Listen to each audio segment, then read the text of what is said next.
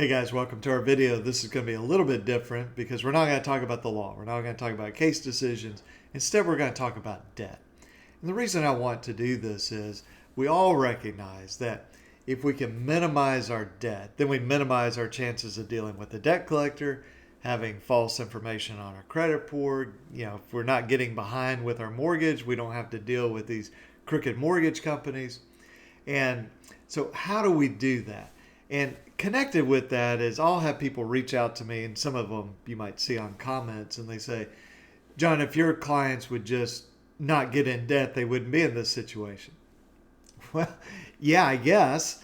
I have actually broken both of my feet playing basketball, thankfully not at the same time.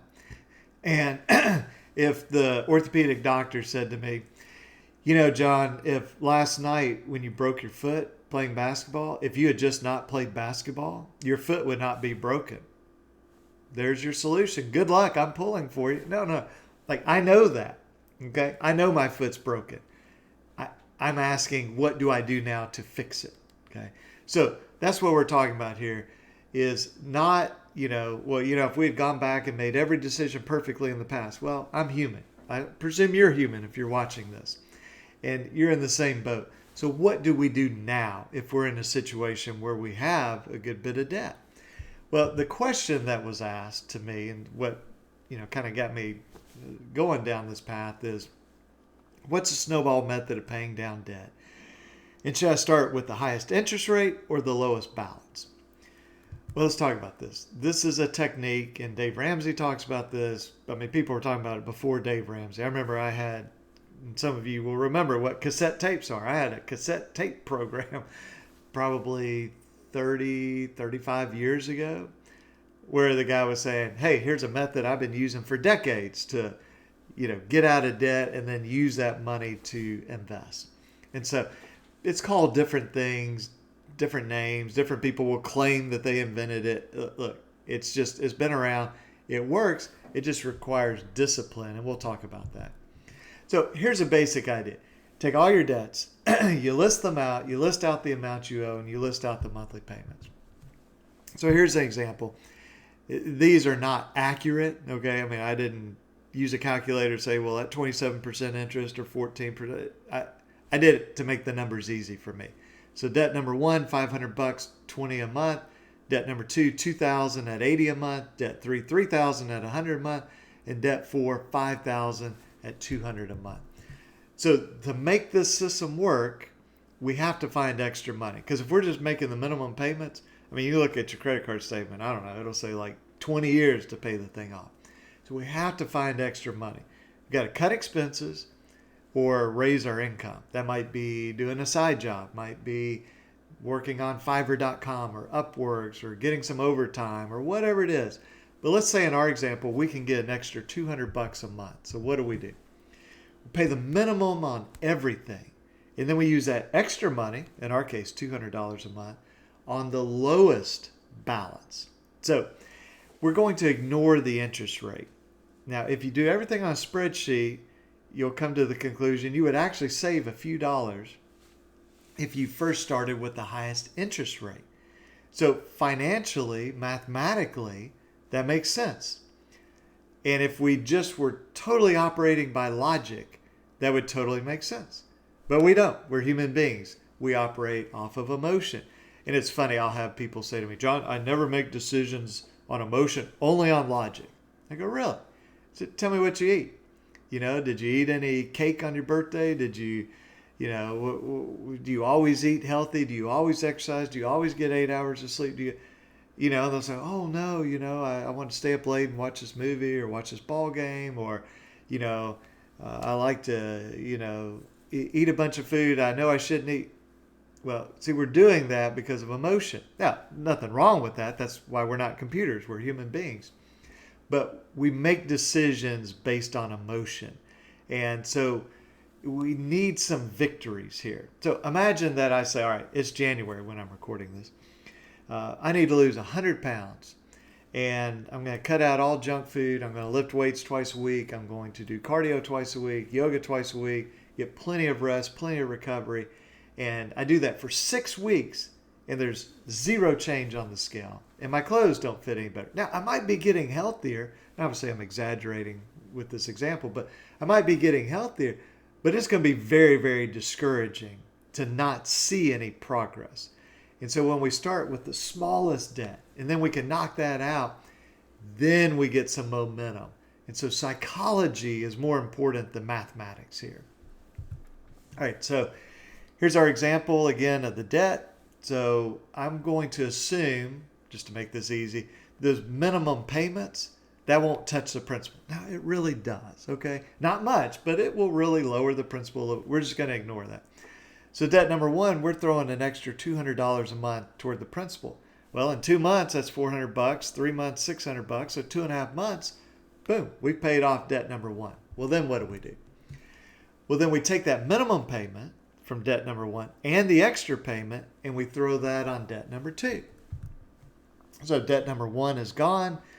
Debt number two, remember, we're still paying $80 a month on the minimum, but now we're paying $220 extra to the principal. Where's the $220? It's debt number one, $20 a month minimum payment, and the $200 extra we came up with. So now we got $220. Well, we owe $2,000. We're paying $220. So what? 10 months, 9 months. We're paying this thing off in like 9 months. Well, then what do? Well, we just keep doing the process. So now we take the minimum payment from debt number one, debt number two, and that extra $200 payments, and we throw that on debt number three. So we're still paying $100 a month on debt three, and that just sort of pays the interest. But now we have $300 a month. So remember, that's 20 from debt one, 80 from debt two, so that's 100, and then we got another 200 extra. So 300 extra going into the principal. So 10 months, debt number three is paid off. Well, you see the pattern here. You just take all the minimum payments from the paid off debts and your extra $200, and you just roll that, kind of like a snowball going downhill, roll that into the next debt. So debt number four, we're paying $200 a month. That just sort of keeps us even.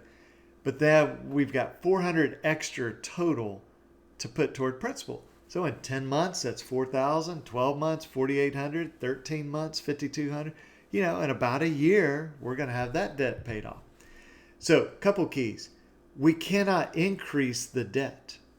Okay, if we come back here and by the time we get to debt four, it's at $10,000 a month, and now the monthly payment's $400. You see what I'm saying? We've got to have the discipline to say, I'm not adding any more debt in order for this to work. Second key is we're going to find ourselves with extra money. Okay, so if I've got a $600 student loan and I pay it off this month, well, now I've got an extra $600. I could say I'm going to go buy a car, or I want to spend that on this or that.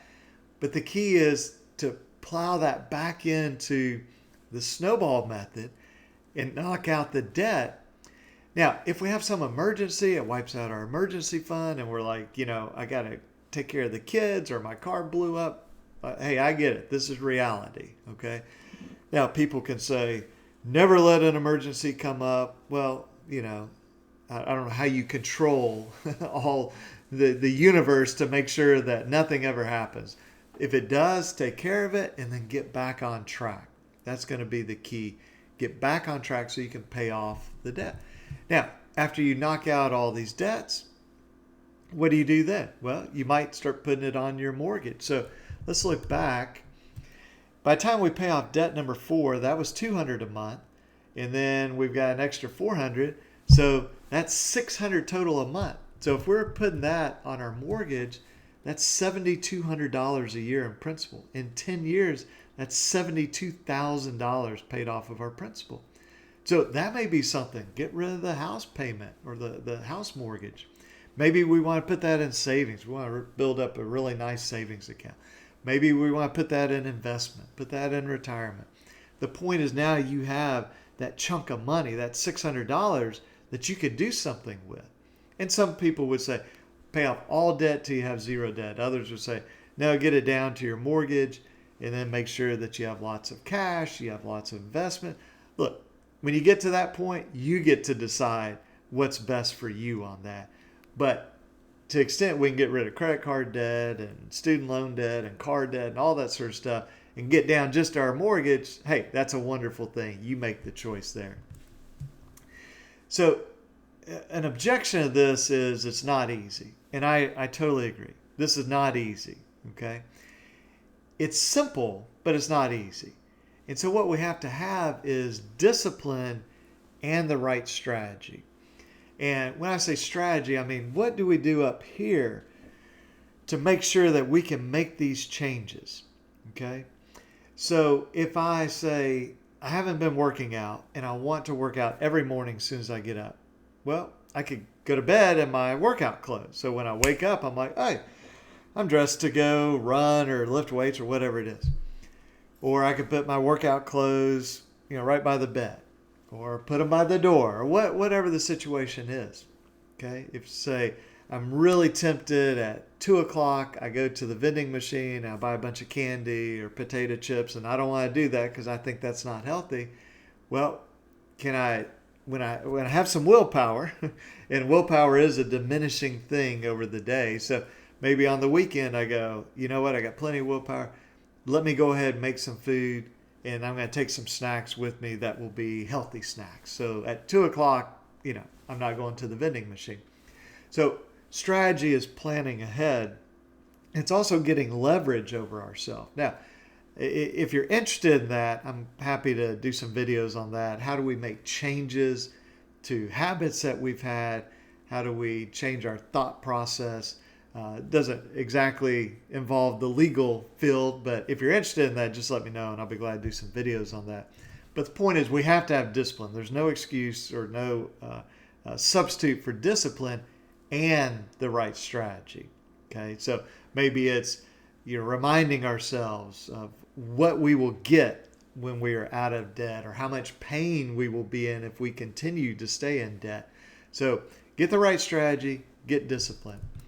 And Tony Robbins talks about your past does not equal your future. And then usually he'll say something like, unless you live there, then it will be. So we have what's in the past. And certainly the past affects us today. We have consequences. If I haven't exercised for the last 10 years, I'm going to feel the effects of that today. Okay, that's real. If I've run up a bunch of debt and haven't paid it off, then I have that debt today. But in a sense, the past, it doesn't exist. Okay? And so there might be, imagine you and I, 5 years ago, you sent me an email and we haven't spoken since then.